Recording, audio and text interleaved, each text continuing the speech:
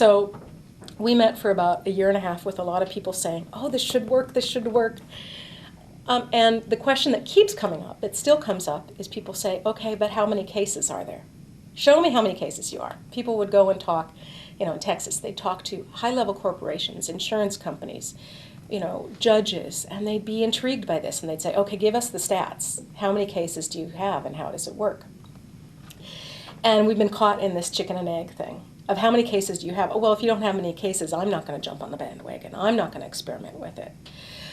So I think that's the question, that's the answer that's a little too easy for people right now, is how many cases do you have? Oh, well, I'd say from word of mouth, from what I know, we probably have a dozen full collaborative cases as that's defined, which is both attorneys agree to disqualify themselves from litigation.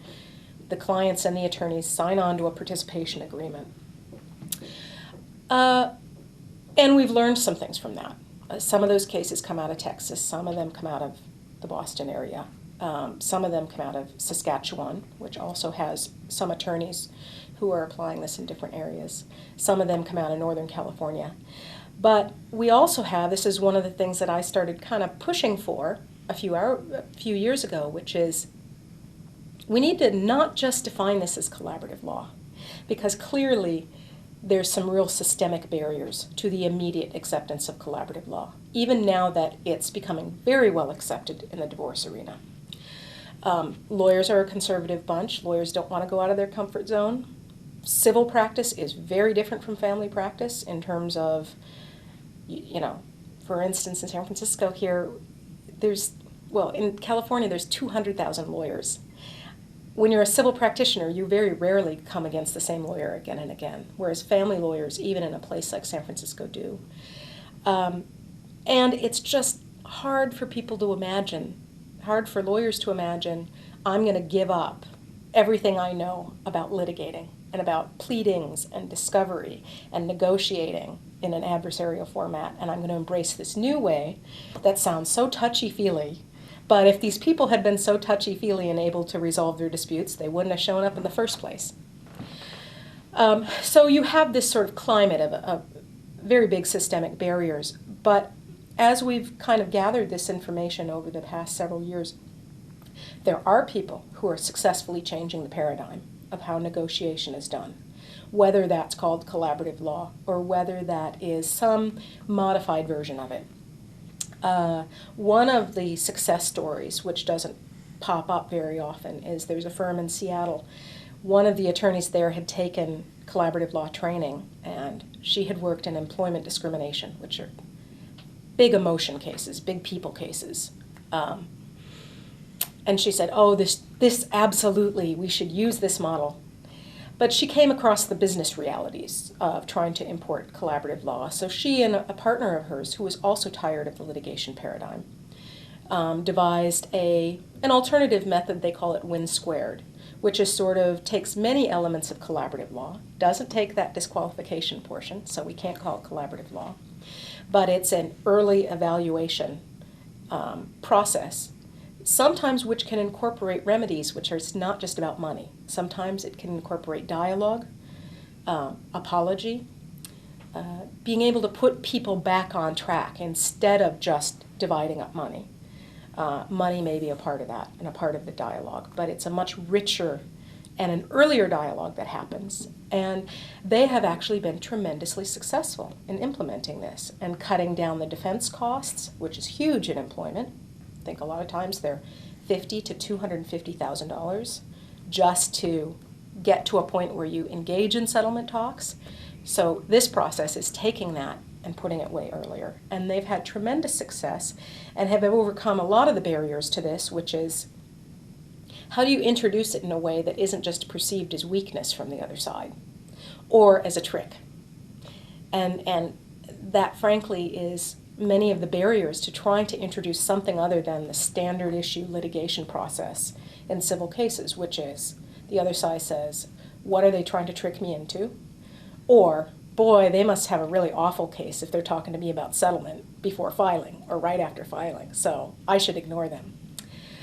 So there are successes like that. You may have heard of Electronic Data Systems Corporation, EDS.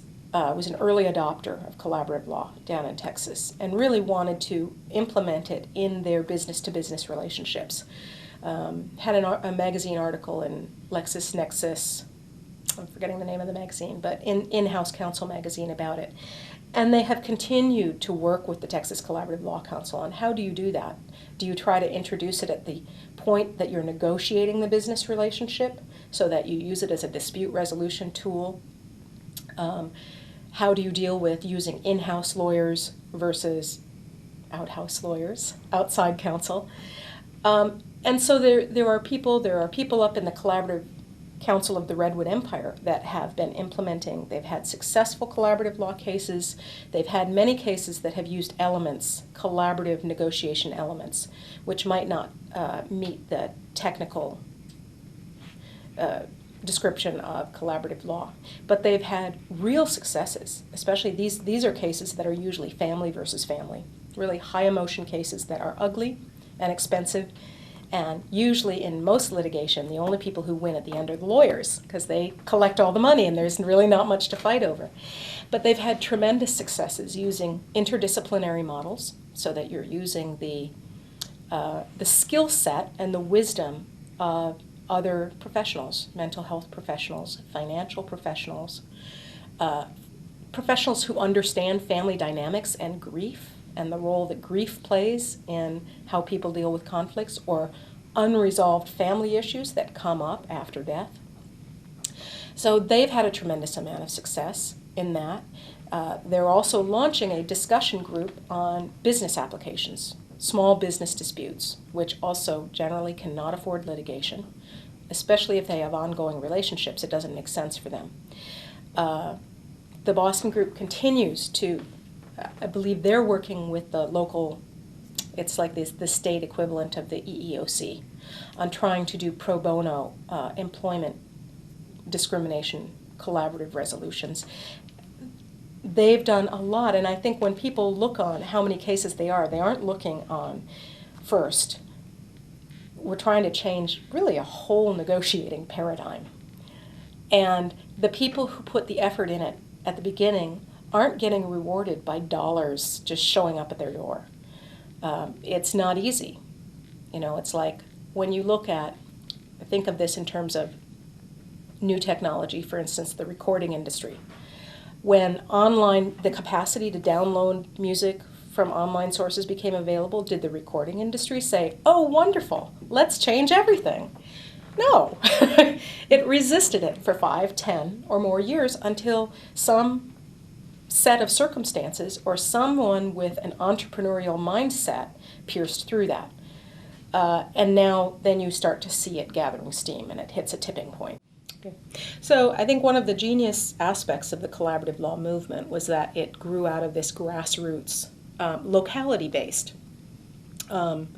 structure so that attorneys who are family law attorneys basically and other professionals would meet in these practice groups, and they'd then be able to learn and build upon knowledge from each other, share their experiments, and also be able to learn from other practice groups across the country so that you start to see some standards developing in the collaborative law movement. So I think in terms of expanding it to civil, that's an essential element, is you have to have these practice groups. And we do have some across the country. There are also some in Atlanta and other individuals across the country. But by and large, what we see is that the people who participate in these practice groups, on a cost-benefit analysis, if you're just calculating it, you know, what professional groups am I going to join to make the most money or to become the most famous? They don't make sense right now at this stage in development. But what I think you do see is you see people who are very strongly motivated to see a different system that will, I mean, the people in Boston have been meeting since 1999 or 2000, 7 or 8 years. They've been committed. David Hoffman and others there, Michael J. Tooney and Doug Reynolds, because they know that this is going to work. And it's a matter of how are you going to find the right place, the right circumstances. And sometimes you might have to think beyond what happened in family law because that was a unique situation.